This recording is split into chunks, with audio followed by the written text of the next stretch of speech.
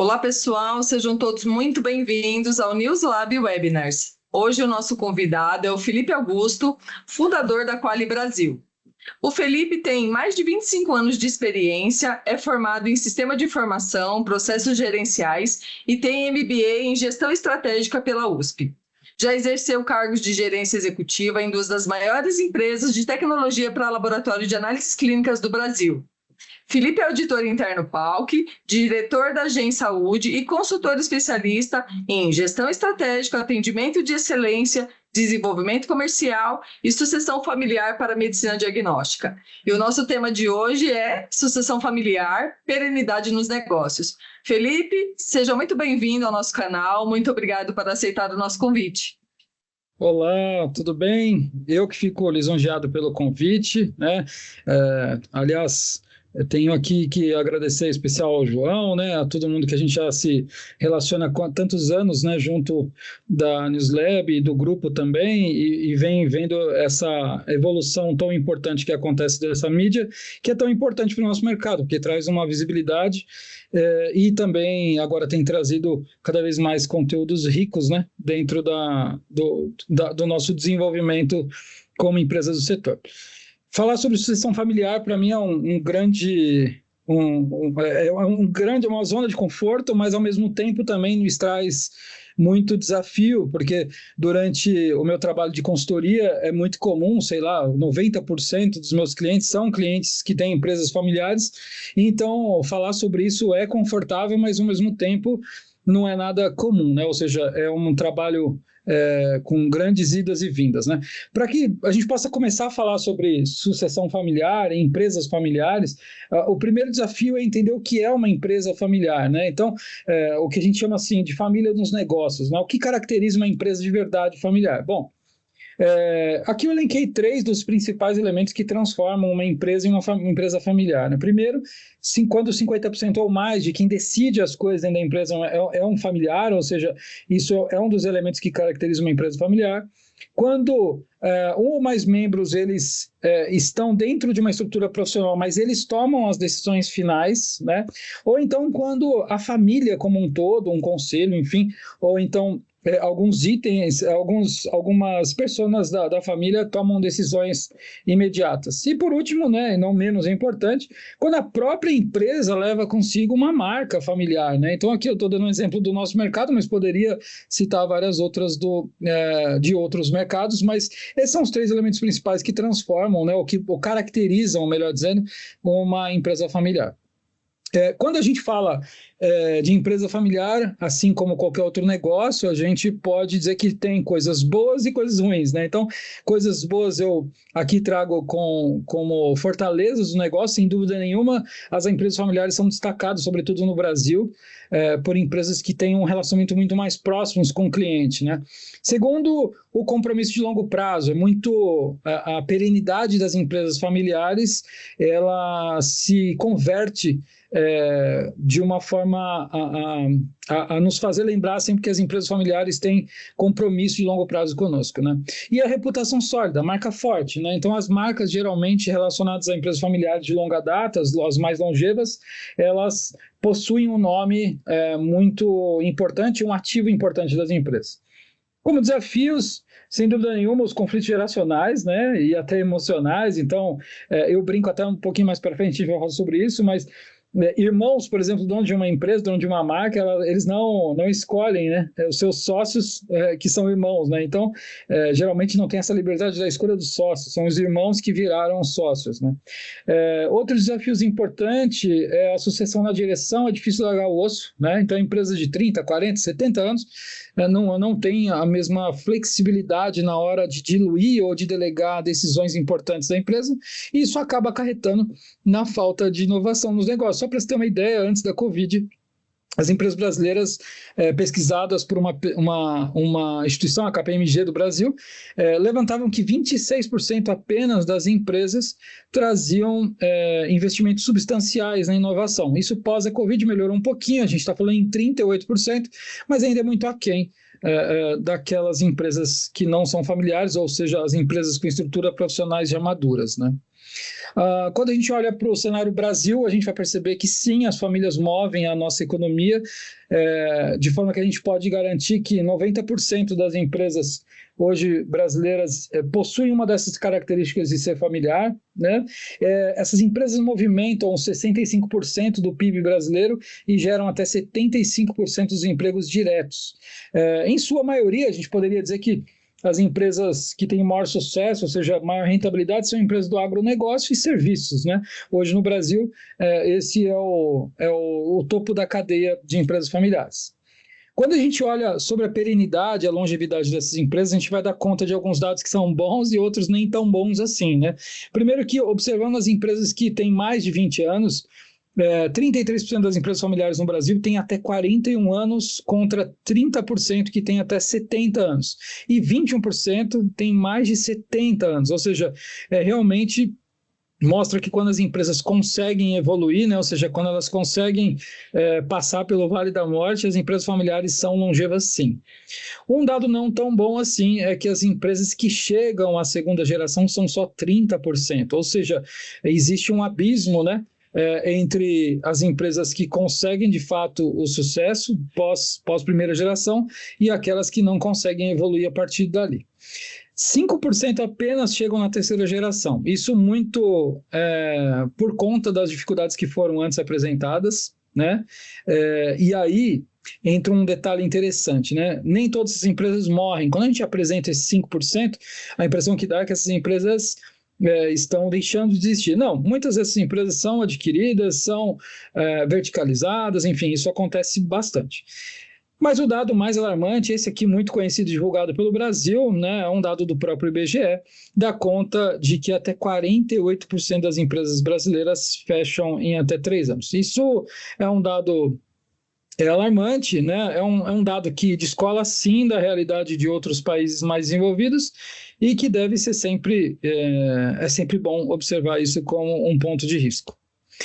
Quando eu, nas minhas abordagens, eu sempre gosto de trazer elementos mais lúdicos para que a gente possa entender o que se passa nessa explicação técnica. Eu gosto de falar dos Everests, né? Então, aqui eu trago o Everest do empreendedor.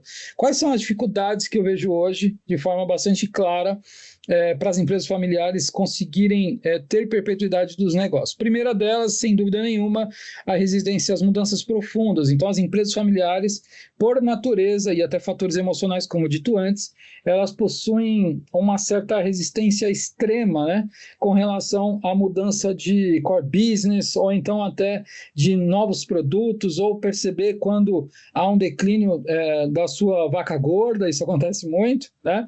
Segundo, e talvez aí o mais complexo deles, né, a falta de interesse dos filhos ou herdeiros. Isso é uma realidade, né? Infelizmente isso acontece bastante, né? Então as empresas elas não foram feitas para ter herdeiros e sim sócios interessados, mas muitas vezes a gente não consegue ter isso da melhor maneira. Terceiro ponto, o conflito, né? Os conflitos eu costumo dizer que não são ruins, conflitos são bons quando bem resolvidos e que possuem uma certa profissionalização de tratativa dos conflitos, mas isso não acontece na grande maioria das empresas familiares, ou seja, os conflitos são levados para dentro de casa e os aspectos emocionais e às vezes até geracionais acabam causando danos muitas vezes irreversíveis à estrutura da empresa e causando a não perpetuidade dessa companhia. E por último, eu poderia falar mais alguns aqui, mas dos 4 elencados, as falhas de gestão estratégica. Então, a falta de preparo e profissionalização dos processos que uma empresa hoje, num mundo tão desafiador como o nosso, eles acabam exigindo, essas falhas, elas vêm da falta de conhecimento e muitas vezes isso é um ponto decisório, né, para a perpetuidade. Para falar desses 2 últimos pontos, né, eu gosto de tomar aqui emprestado da Bolsa Nova a síndrome de Gabriela, né? Eu nasci assim, cresci assim, então a grande verdade é que quando a gente olha sobre a resistência de profissionalização, os fundadores não conseguem adotar práticas de governança. O que isso quer dizer, né? Justamente por ter dado certo até aqui aquela decisão final, diretiva, impositiva, é difícil sim para empresas com muitos anos de negócio, né, aceitarem que decisões de governança ou movidas por força de mercado, influência de novos produtos ou novas tecnologias possam ser objeto de mudança de pensamento. Sem dúvida nenhuma, isso acaba causando uma obsolescência dos processos, mas também de estrutura até de tecnológica, né? E isso, sem dúvida nenhuma, causa menor eficiência e maior complicação na competitividade com o mercado já desenvolvido. Segundo ponto, a dificuldade em preparar os herdeiros, né? Então, a falta de confiança até nas novas ideias, né? Também movido pela síndrome de Gabriela aqui, acabam trazendo dificuldades para a inovação, para o próximo passo, né? Então, até quando eu falo inovação, mas essa inovação não está só ligada à tecnologia, mas até inovações da forma como conduz os processos, né? Da forma como a gente enfrenta dificuldades, né? A forma de alavancagem financeira, ou seja, alavancagem por novos produtos entrantes, enfim, é uma série de itens aqui. E por último, o benchmark, né? A rejeição em olhar melhores práticas do mercado e trazer para dentro de casa. É muito comum que ao longo de 30, 40, 50 anos, é muito esperado, na verdade, né? Que o mercado vá trazendo novas soluções e novos objetos estratégicos para dentro de casa, mas quando você tem algum problema, sobretudo de pensar que o que me trouxe até aqui vai me levar até o próximo passo, essas novas práticas, essas melhores práticas que o mercado vem trazendo, não converte-se em resultado. Sobre os herdeiros que não querem, né? Então, esse é um desafio que certamente quem nos assiste e vive uma realidade de mudança de geração deve ter sofrido em algum momento, ou então deve pensar bastante sobre isso, né? O que eu faço quando o filho não quer assumir? Então, o herdeiro ele não quer assumir, né? A primeira coisa é identificação. Identificar quais são aqueles herdeiros, filhos, parentes, enfim, ligação direta, quais são, o que eu tenho na mão e quem são eles, e, sobretudo, respeitar as vocações. As conversas têm que ser extremamente transparentes e colocadas sobre o aspecto da pessoa que recebe essa herança. Aqui tem um ponto. É importante que a imposição de uma empresa para um herdeiro pode significar justamente a ruína dessa empresa, né? Porque as pessoas têm as suas vocações naturais, têm os seus interesses naturais e, por vezes, esses não batem com aquelas que o dono, o atual pai, ou enfim, quem está na linha de sucessão acima, não gostaria que tivesse, né? Então, a partir daí, respeitar a opinião de quem não quer, sem negativar esse negócio, sem gerar sentimentos negativos sobre o seu negócio, e entender que, neste caso, o melhor a fazer é partir para a profissionalização, ou então partir para uma estruturação de M&A, ou seja, a venda da empresa, sem dúvida nenhuma, pode ser uma boa saída nesse momento. A frustração sobre a expectativa não pode recair sobre o negócio, né? E também saber, e aqui está um ponto muito mais difícil, né? Nós somos ocidentais, a gente é brasileiro, né? Então a gente tem o amor ali pelo negócio, pelos filhos, isso se mistura, mas de uma forma bem direta, uma boa dica é não juntar, né? Não confundir o afeto dos negócios. Bom, em terceiro ponto, ouvir e entender os cenários. Então, existem cenários onde talvez aquele herdeiro não queira trabalhar diretamente, mas possa participar de um conselho consultivo, por exemplo. Então, trazer esses dados para dentro de casa o tempo todo também é uma forma de poder compartilhar dessa inclinação, ou seja, desse desejo do empreendedor. É muito comum que, sobretudo os pais, eu digo aqui de forma particular da figura do homem, né, quando dono de uma empresa, muitas vezes não trazer informações estratégicas da empresa ao longo do crescimento dos filhos, né? Não traz sobre o mercado, não fala, já está cansado, o dia inteiro trabalhando dentro do laboratório, por exemplo, e aí não fala sobre isso em casa. E, na verdade, essa é uma falha, né? Então, aos poucos, trazendo as novidades, levando para eventos, é uma forma da gente plantar a sementinha da nossa empresa dentro de casa, né? O quarto ponto é investir em quem vai assumir. É muito comum, né, que os filhos que estão em linha de sucessão dentro dos laboratórios sejam já colocados na bancada ou então dentro do ambiente laboratorial ou às vezes até apertados para estudar aquilo que o pai quer, né? Mas é possível que a gente faça isso de forma mais leve e olhando, investindo bastante na formação, na trajetória de um bom profissional. Talvez não vá ser da bancada, mas é um profissional de marketing que pode se especializar no laboratório. Às vezes não vai estar no marketing nem na bancada, mas pode ser um profissional que vai ser voltado à TI, trazer inovação no futuro. Enfim, planejar isso junto com esse filho, junto com esse parente próximo, é um processo que gera a sinergia e o interesse genuíno no negócio. E, por último, lembrar que quem não quer hoje, no futuro pode ser, sim, um profissional dentro do laboratório, né? Então, como eu já disse 2 vezes aqui, manter esses filhos ou essas pessoas de linha de sucessão direta dentro de um conselho, mostrar os resultados, sem dúvida nenhuma, pode, aos poucos, gerar o interesse genuíno, mas que ele seja sempre o interesse genuíno. Resumindo esse slide, essa passagem, esse ponto aqui, o que eu deixo de mensagem é que não adianta forçar, né? No entanto, dá para ter uma certa resiliência com respeito, mas se apoiando em comunicação e formação ao longo de uma trajetória.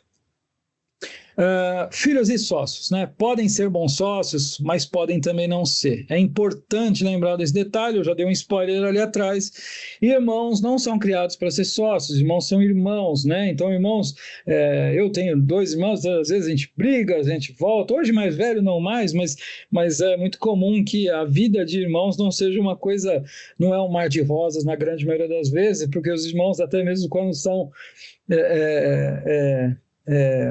gêmeos, né, eles acabam tendo grandes diferenças. Então, é importante dizer que a sociedade imposta por conta de ser uma empresa familiar, ela não respeita a questão de que são irmãos, né? Então, a gente tem que lembrar que eles devem ser, sim, preparados, porque eles não são criados para ser sócio, né? Uma coisa importante de se levar como ponto chave dessa sucessão é que o DNA do fundador ele tem a capacidade de formar a cultura organizacional, né? Mas isso também é um ponto onde o handover é muito mais complexo, porque os filhos têm outro DNA muitas vezes da cultura. Quando isso é igual, ótimo, maravilhoso, mas a grande maioria das vezes isso não acontece. Então você tem o seu estilo, tem as suas crenças, tem a sua cultura, e na hora de impor, se ela não for uma cultura profissionalizada, ou seja, se ela estiver sempre muito conectada umbilicalmente com o fundador, você causa também uma dificuldade grande na hora de fazer o handover, né? Então, aqui eu costumo dizer que fundadores se ligam à tradição e estabilidade, sucessores à inovação e tecnologia.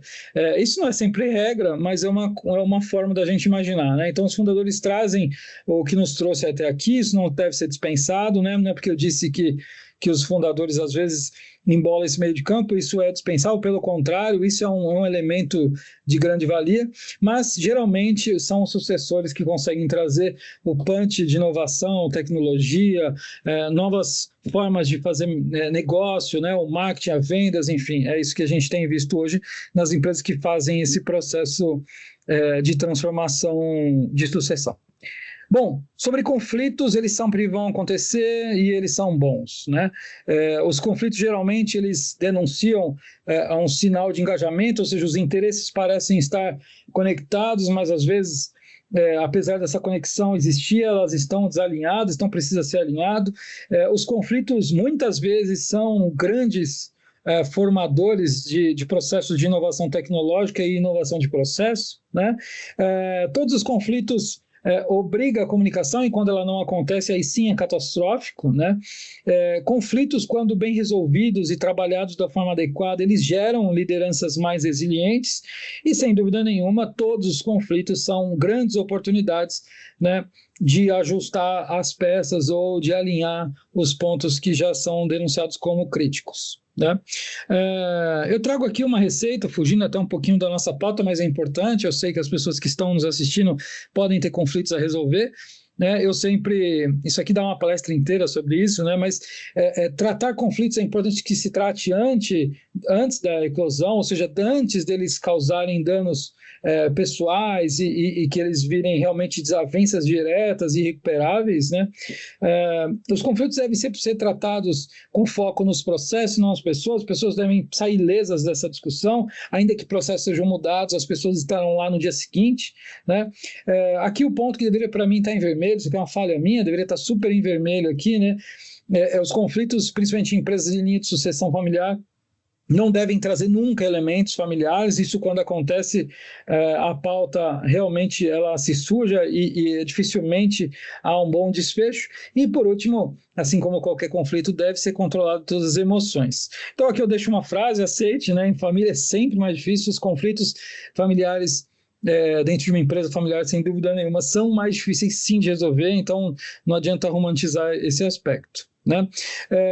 Das empresas pesquisadas pela KPMG em 2021, 85% delas disseram, né, trouxeram os elementos que vivem conflitos em empresas familiares, e que muitas vezes esses conflitos estão sim relacionados à forma de se tratar dentro da família, ou seja, levaram a empresa para dentro de casa.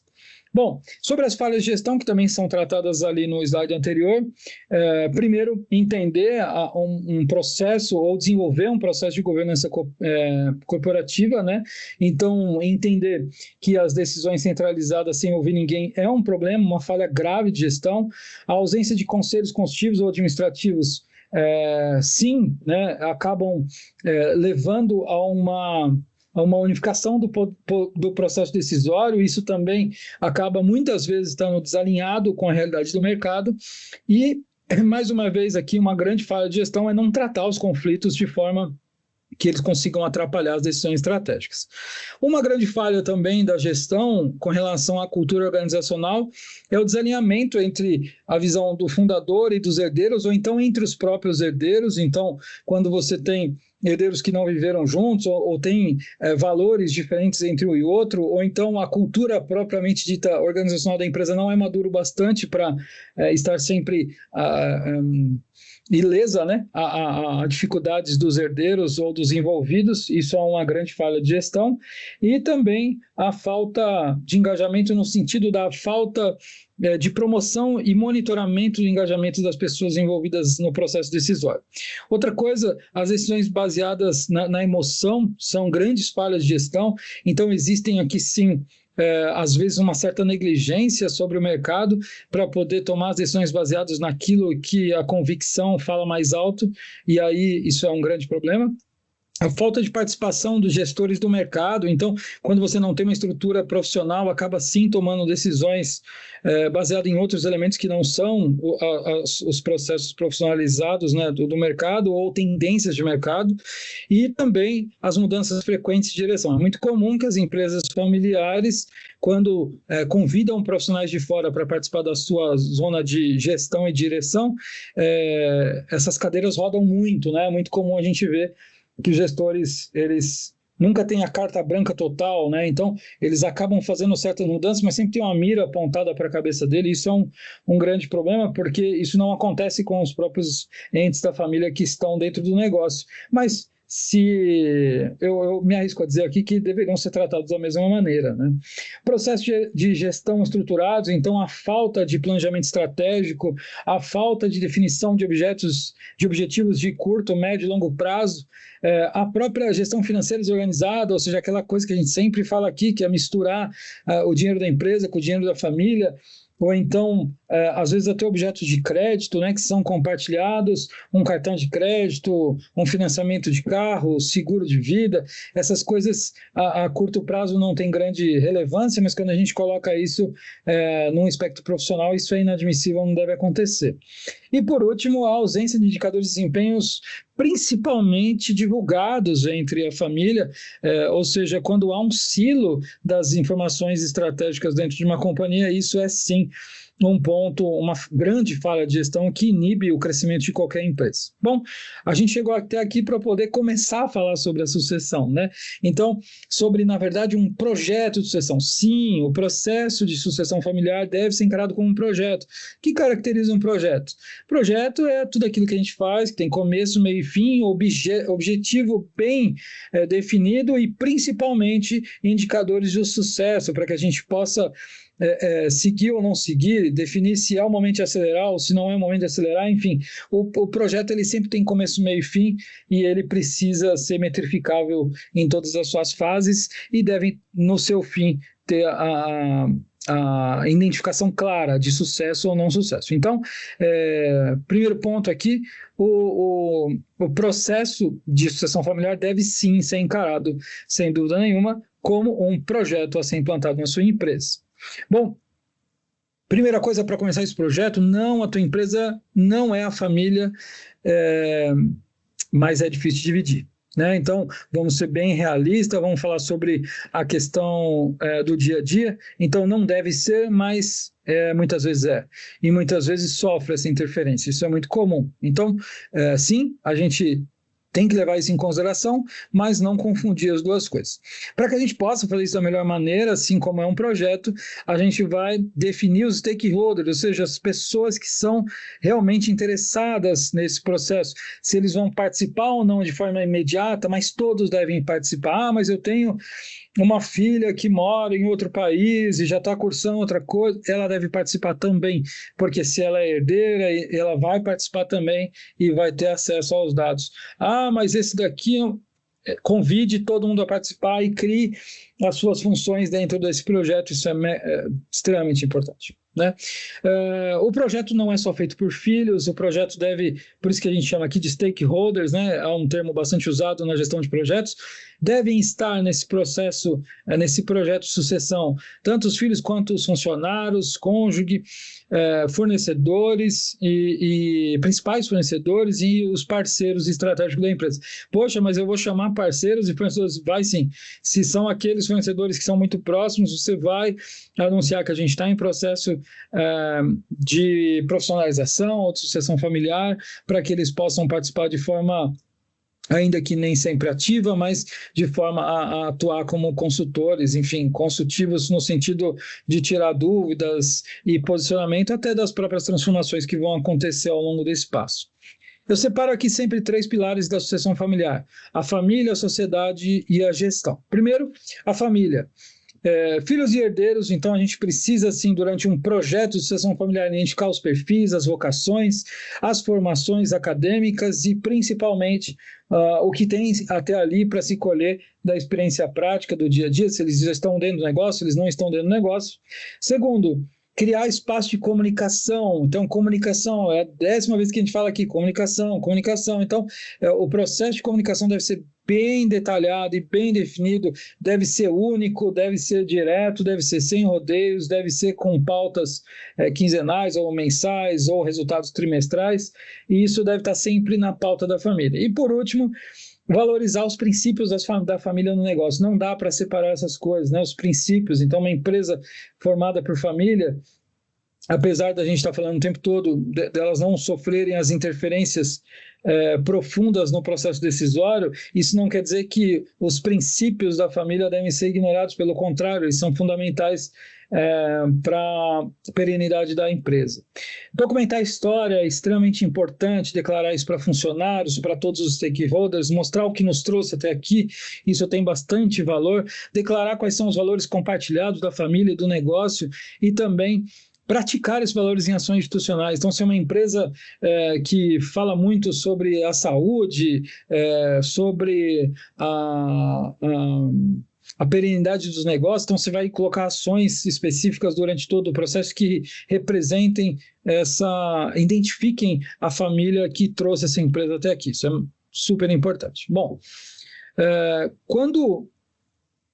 quando a gente fala sobre sociedade, a estrutura societária, definir quem são os sócios. Então, aqui a gente está separando pela primeira vez o que é família e o que é sócio. Então, a partir de agora, a gente chama de sócios aqueles que são sócios de fato do negócio. Se tiver entidades que são de outra origem, ou seja, não são familiares, mas são sócios, tragam todos para dentro da mesma estrutura para definir ali qual é o direito de cada um, qual é o dever de cada um, formalizar as cotas. Então, muitas vezes está muito na moda aí o pessoal criar holdings e tal, então isso seja feito da melhor maneira, criar holdings familiares, que é o último ponto, mas trazer para esse ponto aqui para que a gente possa conversar. Os acordos familiares que sejam separados, mas que devem estar aqui bem estabelecidos, então prever situações de sucessão, então se acontecer isso que a gente faz, muitas vezes as empresas com sucessão muito pequena aqui, colocam uma empresa seguradora para proteger os interesses da família, definir em estatuto como que se dá a entrada e saída de sócios, e também já no próprio estatuto é possível que se coloque regras para os conflitos, então como que a gente resolve, como que a gente lida ou como que a gente identifica possíveis conflitos que são danosos à estrutura da empresa. E por último, e talvez o mais importante para a família, né, é a proteção patrimonial. Então, existem hoje muitos contadores e profissionais de direito que já sabem bem lidar com as holdings, otimização fiscal, uma série de questões de arcabouço legal e também, dentro de tudo isso que a gente está falando, formas inteligentes, legais de proteger o patrimônio da família, né? A isso a gente está se direcionando a primeira parte sobre a profissionalização das relações familiares, depois a profissionalização das relações societárias. E sobre a gestão? Bom, criar uma estrutura de profissionalização da gestão é extremamente importante e é um fator decisivo de sucesso para o projeto de sucessão familiar. O que eu estou dizendo? Bom, a gente tem gestores, tem supervisores, tem coordenadores, líderes dentro da empresa, mas dentro de um projeto de sucessão isso precisa estar bastante claro, seja eles de forma prática com os job descriptions bem definidos, mas sobretudo também sobre a identificação e entendimento do papel de cada um na gestão dessa empresa. Criar a cultura da governança corporativa é extremamente necessário, implementar quando possível todos os conselhos, sejam consultivo, administrativo, fiscal, ou seja, os conselhos que vão orientar o futuro da empresa e que vão ser ouvidos sempre que houver necessidade, ou seja, nas reuniões que fazem o negócio ganhar uma nova dimensão.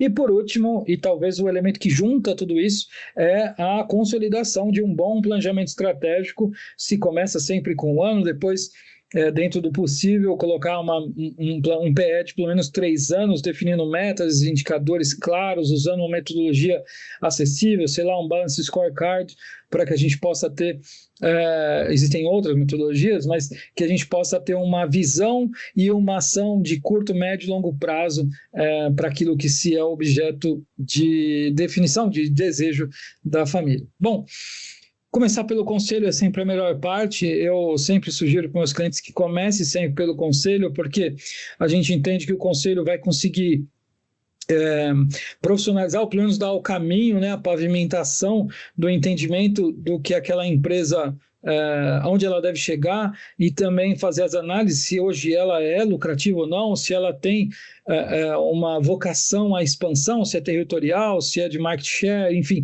definir como que a gente vai chegar até lá. Bom, quando a gente olha para alguns dados também levantados pela KPMG, a gente percebe que 60% das empresas desejam expandir para novos mercados, veja só. Então, as empresas familiares que passam por profissionalização, eles percebem a necessidade de buscar novos mercados, né? 58% dão conta de que querem ampliar o uso de tecnologia, extremamente importante, esse é um dado saudável, né? Então, a empresa consegue perceber que novas tecnologias podem ser sim alavancadores de bons resultados. 53% desejam melhorar a participação digital.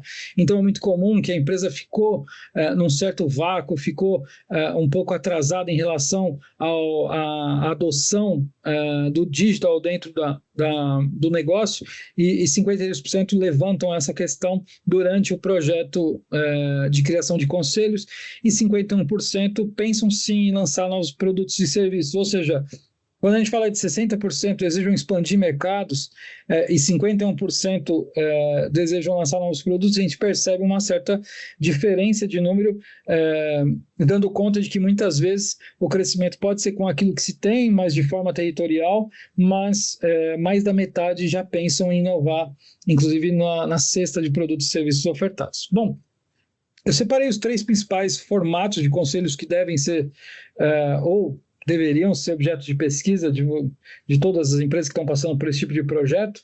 Primeiro, o conselho de família, né? Então, definir as regras de convivência entre família e negócio apenas é possível dentro de um conselho de família.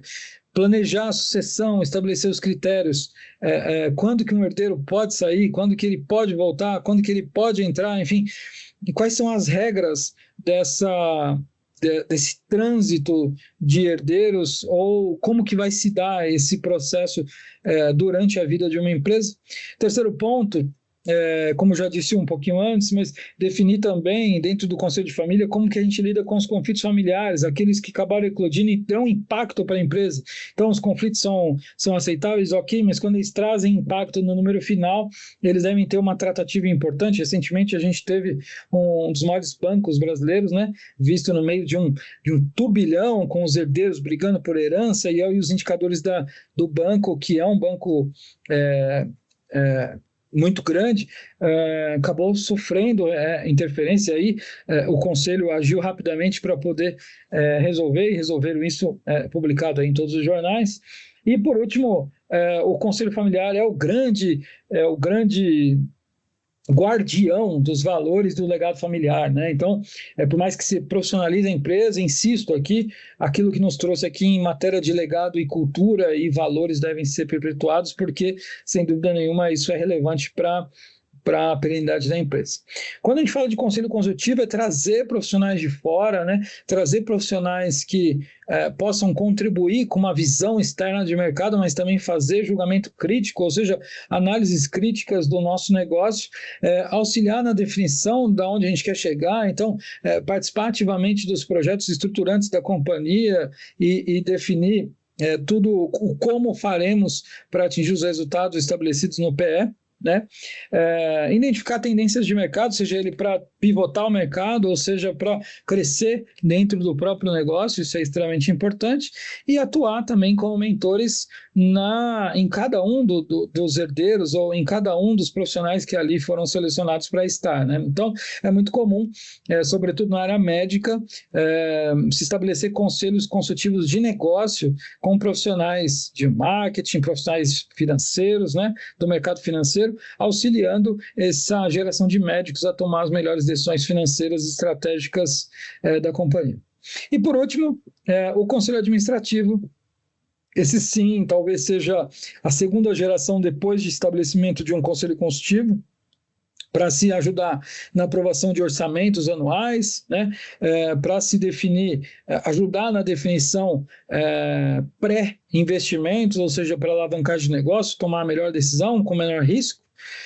Também para monitorar o desempenho do laboratório. Então, aqui a gente vai elencar, né, indicadores estratégicos de resultado, seja eles financeiros ou estratégicos, mas de forma que eles consigam representar, que consigam fazer a leitura e a definição desses resultados. Bom, em terceiro ponto, garantir que a empresa siga os princípios de governança cooperativa, que é importante. A gente já definiu as regras lá atrás sobre o uso do dinheiro, sobre, prolabore, sobre salário da gestão, e agora aqui a gente cria uma camada de auditoria e de controle da governança corporativa para garantir que essas coisas não desandem em momento algum.